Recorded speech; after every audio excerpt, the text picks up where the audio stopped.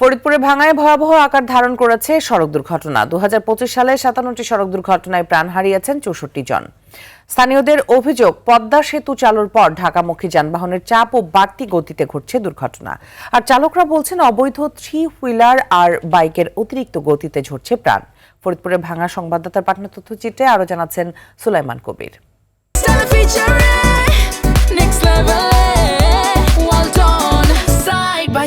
Fridge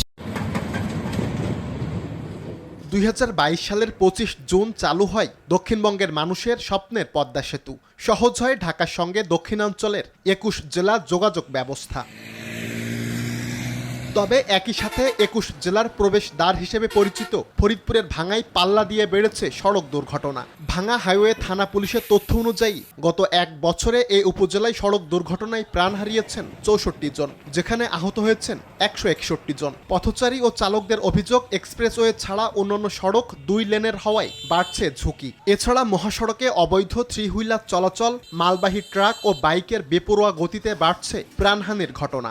রাস্তার পরিস্থিতি এতটাই খারাপ, এতটাই ভাঙ্গা যে দিন দিন সড়ক দুর্ঘটনা বেড়েই যাচ্ছে। ছোট গাড়ি প্রচুর চলাচল করে, দ্বিগুণ বৃদ্ধি পেয়েছে ছোট গাড়ি, এজন্য মানুষের দুর্ঘটনা ঘটে। এক্সপ্রেসওয়েতে উঠতি বয়সী বাইকাররা বেপরোয়া গতিতে গাড়ি চালানোর জন্য মাঝে মাঝে দুর্ঘটনা হয়ে এই রাস্তাগুলো খারাপ হওয়ার কারণে বিভিন্ন অ্যাক্সিডেন্ট, বিভিন্ন কিছু হওয়ার কারণে মানুষ মারা যায়। এই রাস্তাগুলো প্রশস্ত করার প্রয়োজন।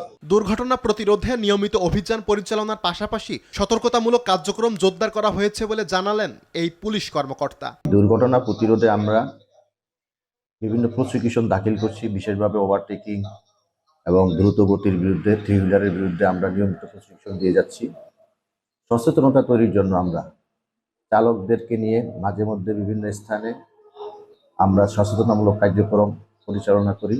মহাসড়কগুলো প্রশস্ত করার পাশাপাশি ট্রাফিক আইন মেনে চললে সড়ক দুর্ঘটনা অনেকটাই কমে আসবে বলে মনে করেন সংশ্লিষ্টরা। সুলাইমান কবির, RTV।